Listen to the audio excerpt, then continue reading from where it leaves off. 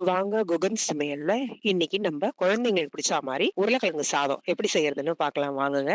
இந்த சாதம் நம்ம கட்டி கொடுத்தோம்ச்சுன்னா குழந்தைங்க இந்த சாதத்தை திருப்பி எடுத்துட்டு வர மாட்டாங்கங்க. டிஃபன் பாக்ஸ் காலி பண்ணிட்டு தான் வருவாங்க.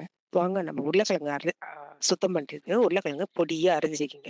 ஒரு 3 வெங்காயம் அரிஞ்சு வச்சுங்க. ஒரு 2 பச்சை மிளகாய் கிள்ளி வச்சு அடுப்பு பத்த வச்சு கடாயை வச்சு ஒரு 2 கரண்டி எண்ணெய் ஊத்திக்கிங்க. அதுல எண்ணெய் காஞ்சோடனே ஒரு ஸ்பூன் கடுகு போட்டுக்கோங்க. ஒரு ஸ்பூன் கடுகு கடலைப்பருப்பு உளுத்தம் பருப்பு போட்டுக்கோங்க. நல்லா பொன்னிறமா பொரிச்சு வரட்டுங்க. வந்த உடனே நம்ம கட் பண்ணி வச்சுக்க நம்ம வெங்காயத்தை எடுத்து போட்டுக்கோங்க. வெங்காயமும் நல்லா பொன்னிறமா வதங்கட்டுங்க. பச்சை மிளகாயும் போட்டு பொன்னிறமா வதக்கிங்க. கருவேப்பிலை 2 போட்டுருங்க. நல்லா வதங்கி வந்த வர நேரத்துல நம்ம கட் பண்ணி வச்சுக்க பொடியா கட் பண்ணி வச்சுக்க உருளைக்கிழங்கு போட்டு நல்லா வதக்குங்க.